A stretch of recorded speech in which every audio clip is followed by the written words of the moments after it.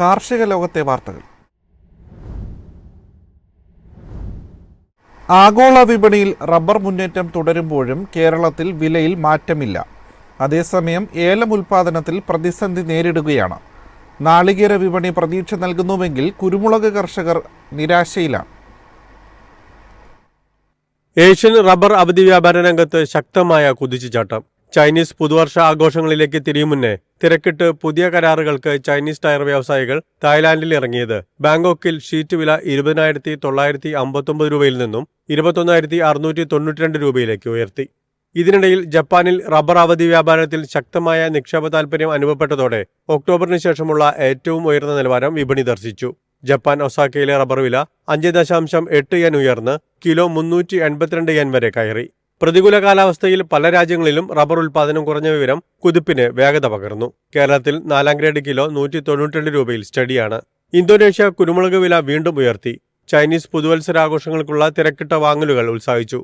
2 ആഴ്ചയോളം നീളുന്ന ആഘോഷവേളയിൽ സുഗന്ധവ്യഞ്ജനങ്ങൾക്ക് ചൈനയിൽ ആവശ്യം വർദ്ധിക്കുമെന്നത് കുരുമുളകിന് ഡിമാൻഡ് ഉയർത്തി. ദക്ഷിണേന്ത്യയിൽ നാടൻ കുരുമുളക് ക്ഷാമം തുടരുന്നതിനിടയിൽ 2ാം ദിവസം കൊച്ചിയിൽ കുരുമുളക് വില കുറഞ്ഞ് 64,500 രൂപയായി. നാളികേരോൽപ്പന്നങ്ങൾ ശക്തമായ നിലയിൽ. ദക്ഷിണേന്ത്യയിൽ പച്ചതേങ്ങയ്ക്ക് ആവശ്യം വർദ്ധിച്ചതിനൊപ്പം ലഭ്യത ഉയരുന്നില്ലെന്ന് തമിഴ്നാട്ടിലെ മില്ലുകാർ. സംസ്ഥാനത്ത് നാളികേര വിളവെടുപ്പിന് കർഷകർ ഉത്സാഹിച്ചു. കൊച്ചിയിൽ കൊപ്ര കിൻഡലിന് 15,100 രൂപയിലും വെളിച്ചെണ്ണ 22,500 രൂപയിലുമാണ്. ഉയർന്ന പകൽച്ചൂട് മൂലം ഫെബ്രുവരിയിൽ ഏലക്ക ഉൽപാദനം സ്തംഭിക്കാൻ സാധ്യതയെന്ന് കാർഷിക മേഖല. പ്രതിസന്ധി മറികടക്കാൻ ഹൈറേഞ്ചിലെ ചില ഭാഗങ്ങളിൽ ഉൽപാദകർ ജലസേചന മാർഗങ്ങൾ തേടി.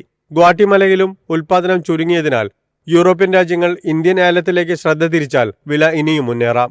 News desk MyFin TV.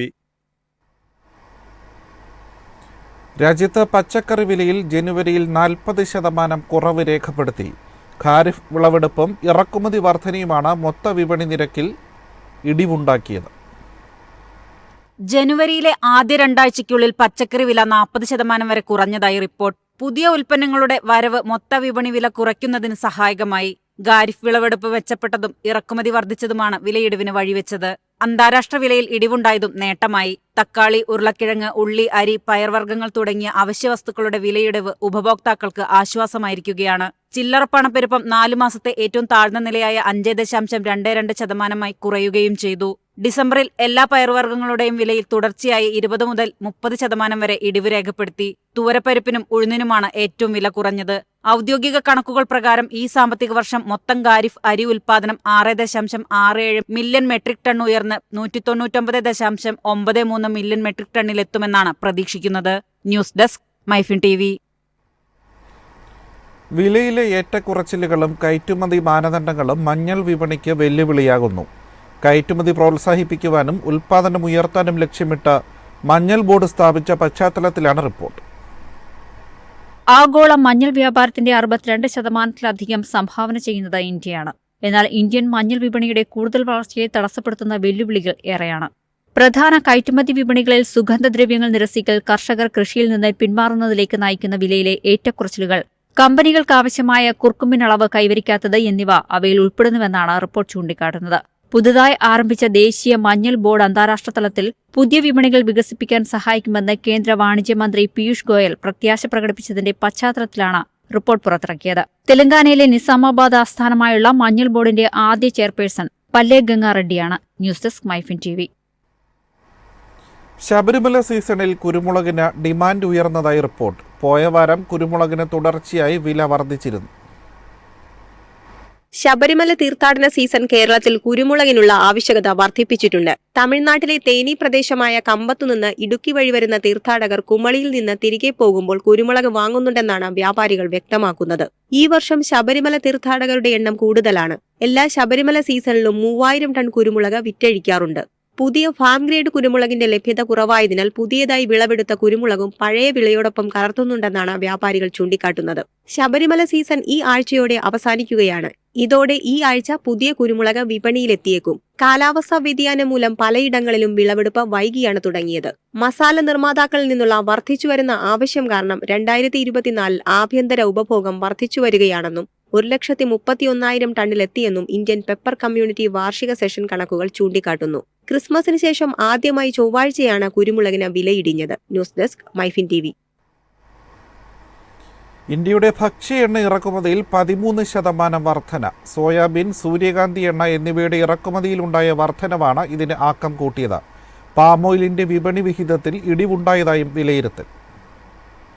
Soybean എണ്ണയുടെയും സൂര്യകാന്തി എണ്ണയുടെയും ഇറക്കുമതിയിൽ ഗണ്യമായ വർധന മൂലം 2024-25 എണ്ണ വർഷത്തിന്റെ ആദ്യ 2 മാസങ്ങളിൽ ഭക്ഷ്യ എണ്ണ ഇറക്കുമതിയിൽ 13.03% വളർച്ച രേഖപ്പെടുത്തി.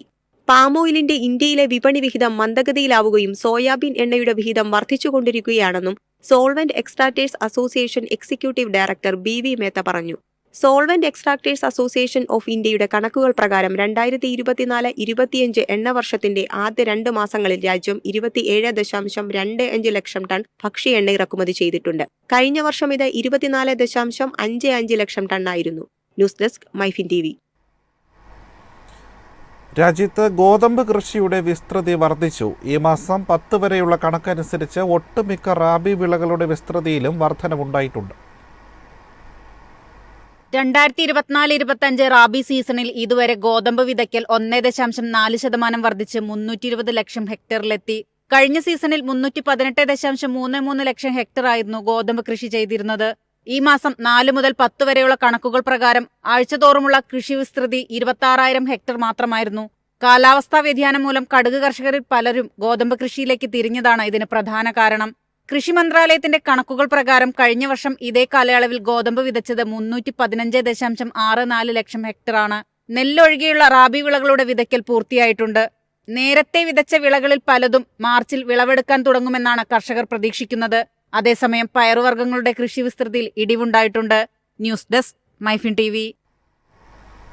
കമ്പോള നിലവാരം.